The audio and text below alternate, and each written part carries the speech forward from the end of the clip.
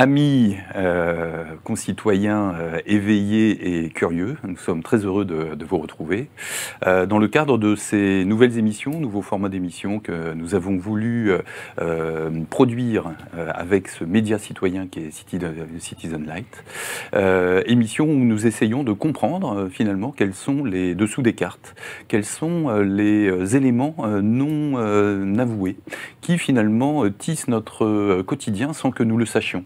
Alors nous, effectivement, petites personnes de ce monde complexe, avons été amenés finalement à étudier, parce que les moyens d'information sont là, parce que les articles de presse sont maintenant diffusés à travers Internet, des séries, d'événements. Et puis parfois, en fait, on a le sentiment que ces événements ne sont pas coordonnés, même finalement souvent.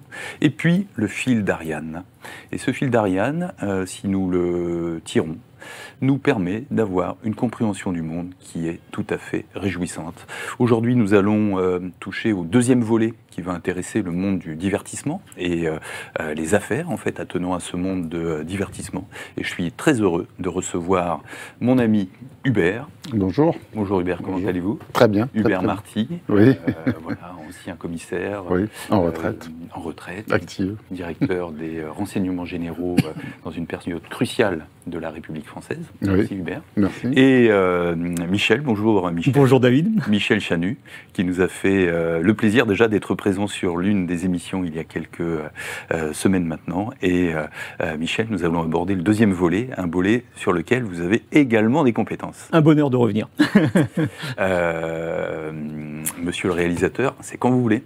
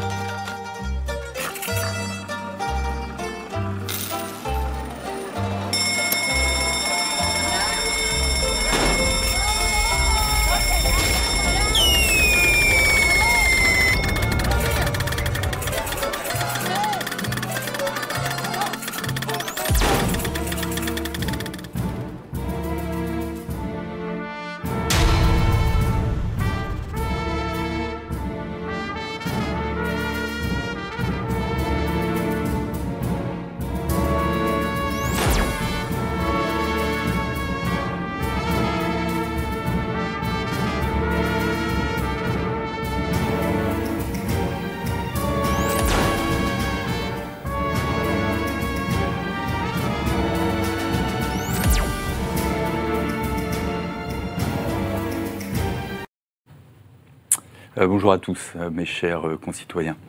Très heureux, comme je le disais tout à l'heure, de se retrouver sur ce plateau d'une télé tout à fait indépendante où la parole est libre et où, en fait, des personnes courageuses, il faut l'être, ont décidé de ne plus subir, finalement, le poids du quotidien en se disant « j'ai des choses, j'ai été confronté à des situations et aujourd'hui, il est d'un salut presque public de les dévoiler. » Et donc, mon cher Hubert, je vous remercie encore d'être là pour veiller à la bonne participation des débats et nous éclairer de votre lumière qui...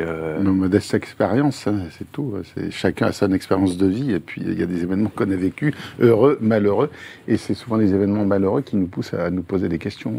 Vous intervenez quand vous voulez dans l'émission. Très bien. Vous êtes comment, le gardien des clés, hein, le gardien du temps. Michel, bonjour. Oui, bonjour. C'est vous qui allez passer de nouveau sur le grill. Et en fait, ce grill sera assez cocasse aujourd'hui parce que après nous avoir révélé, et je dois avouer que vous nous avez, comme on dit en Bretagne, sponté sur le milieu des courses hippiques, on va toucher d'autres sujets du monde du divertissement. Et ce monde du divertissement va nous amener finalement à découvrir d'autres aspects d'un monde mystérieux mais parfaitement organisé qui finalement vit à côté de nous sans que nous en ayons eu connaissance jusque-là. Alors, lors de la dernière émission, Michel, et je vous ai coupé parce que vous vouliez nous saluer, c'est ça? Oui, bonjour David. Et puis je voulais aussi préciser que le business du crime ne vit que sur la déviance de l'homme. Eh oui, bien sûr. Hein, c'est le fond de commerce. Hein. Bien sûr, c'est-à-dire c'est péché, c'est ça? Si l'homme devenait vertueux, il n'y aurait plus de réseau criminel. Ils seraient affaiblis dans leur puissance. Si les gens arrêtaient de jouer, si les gens arrêtaient de se camer, si les gens arrêtaient de fumer, si les gens arrêtaient d'avoir des tentations sexuelles, les jeux d'hiver, de se taper des gosses à l'apéro, et voilà, on ne serait pas là, quoi. Lors de notre dernière émission, nous avons abordé le monde des courses, et dans ce monde des courses, en fait, nous avons parlé de Nicolas Sarkozy, un autre homme proche de lui qui était le trésorier de l'UMP et qui est encore très actif dans le monde politique actuel auprès du président Macron, est Éric Woerth, qui était le trésorier de l'UMP à cette époque, et ces deux hommes ont été engagés dans une affaire qui a défrayé la chronique, qui était l'affaire Bettencourt. Mais manifestement, ces deux protagonistes de l'affaire n'étaient pas tout seuls, et on parle d'un troisième personnage qui est très très important dans le monde du média et de l'audiovisuel, et ce personnage, c'est Stéphane Courbit. Est-ce que vous pouvez, Michel, nous décrire ce personnage ? Bien sûr, parce que en fait, tout le milieu médiatique, tout ce qui est ludique en matière de télévision, ça brasse aussi là énormément d'argent, il y a énormément d'intérêt. Et puis là aussi, il y a une communauté qui est très présente. Parce que Stéphane Courbit est producteur de télévision. Alors, Stéphane Courbit commence petit jeune prometteur, qui commence aux côtés de Christophe de Chavannes. Christophe de Chavannes, c'est une émission à l'époque qui s'appelle Combien ça coûte ? Alors, j'aurais été à la place de Christophe, j'aurais dit combien ça nous coûte ? Coucou c'est nous, mais coucou c'est nous, on vous a tous reconnus. C'est pas la peine de vous cacher, on vous a reconnus. Voilà, c'est ça. Et en fait, il va y avoir une brouille entre Courbit et puis de Chavannes.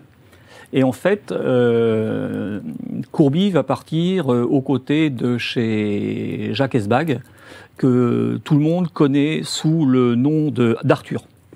Oui, d'accord, Voilà. Ok. Donc ils vont monter une société. Le fameux Arthur, le roi de la télé. Voilà, qui est donc Case Productions. Et après, ils vont donc créer une société ASP qui sera rachetée par Endemol. D'accord. Alors la société ASP, c'est les enfants de la télé, c'est le big deal, enfin pour placer un petit peu dans la tête des gens, quoi, Love Story. Et voilà. Et donc, cette société, donc, c'est Endemol qui la détient. Et là, Courbit revend ses parts. Il va revendre ses parts et il va former une société qui s'appelle Love Group. Love Group, pourquoi Love Group ? C'est tout simplement le nom de ses enfants, prénom de ses enfants, Lila, Oscar et Vanille.